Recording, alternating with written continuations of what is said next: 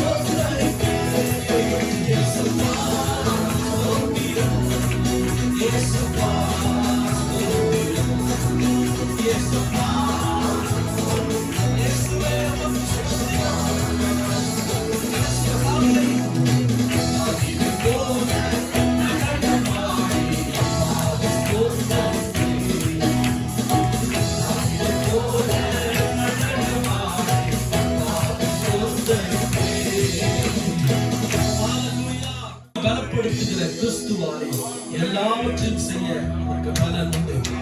நம்புறீங்க? யோசேப்பினுடைய வாழ்க்கையில தன்னுடைய 17வது வயதுல இருந்து அவர் சந்தித்த எல்லாமே தோல்வி மாதிரி தான் இருந்தது. குழியிலே போடப்பட்டார், சிறையில் அடைக்கப்பட்டாரு, தவறாய் குற்றம் சாட்டப்பட்டார், அவர் பெயர் அத்தனையும் தாங்கிக் கொண்டு, அவமானங்களை எல்லாம் தாங்கிக் கொண்டு அவர் பொறுமையா இருந்தார். வசனம் கூடவே வருது, எப்படின்னா கர்த்தர் யோசேப்போட இருந்தார். அல்லேலூயா. என்ன தெரியுமா நடந்தது? ஆதியாகமம் 50ஆம் அதிகாரத்தை வாசிச்சு பாருங்க. கர்த்தர் அவனுக்கு நடந்த எல்லா தீமைகளையும் நன்மையாய் முடிய அப்படின்னார். இந்த யோசேப்பே தன்னுடைய வாயில சாட்சியாய் தன்னுடைய அண்ணன்கள் பார்த்து சொல்றாரு, பஞ்சத்துல விதைத்தாலும் சரி, தேசமெங்கிலும் வறட்சி சூழ்ந்திருந்தாலும் சரி, நீங்களும் நானும் ஆண்டவரை ஆராதிக்கிறோம். எனவே நம்முடைய ஊற்று ஒரு நாளும் வற்றி போனாது. அல்லேலூயா. என் ஊற்று இயேசுதான் சொல்லுவாங்க. அல்லேலூயா சொல்லுங்க. அல்லேலூயா. நம் ஊற்று ஒரு நாளும் வற்றி போகும். அல்லேலூயா. அவர் இனி ஒரு காலம் தாகம் உண்டாகாதபடியான ஜீவ தண்ணீரை வழங்குகிறவர். இன்றைக்கும் அவர் உயிரோடு இருக்கிறார். உங்களை பார்த்து நான் சொல்கிறேன், உங்களுக்கு எதிராக வரக்கூடிய எவ்வளவு பெரிய கோலியாத்தையும் சிறு கூழாங்கலை வைத்து முறியடிக்க வைக்காமல் முடியும். அல்லேலூயா. சேர்ந்து ஒரு புதிய பாடலை நாம் கற்றுக்கொண்டு பாடலாம். என்னை பலப்படுத்தும் கிறிஸ்து இயேசுவாய்.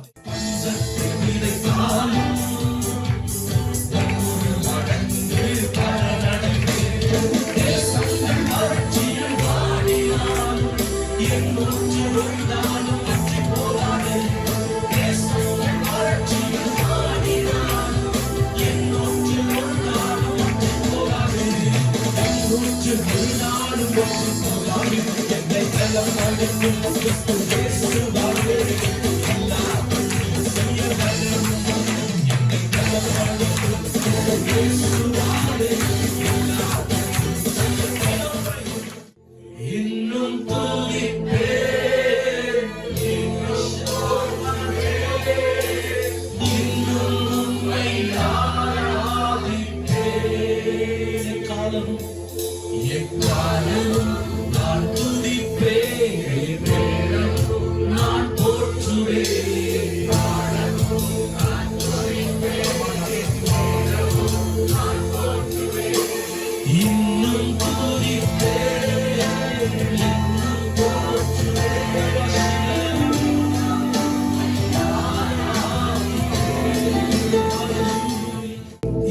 things are not in your control.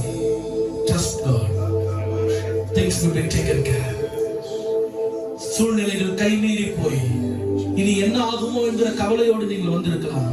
கர்த்தரிடத்தில் விட்டு விடுங்கள். கர்த்தரை நம்புங்கள். அவர் எல்லாவற்றையும் பார்த்துக் கொள்வார். ஹல்லேலூயா. என்னை பலப்படுத்தும் கிறிஸ்து இயேசுவாலே எல்லாவற்றையும் செய்ய பலனுண்டு. என்னை பலப்படுத்தும் கிறிஸ்து இயேசுவாலே எல்லாவற்றையும் செய்ய பலனுண்டு. நம்பிக்கை நாயகரே, நம்பிக்கை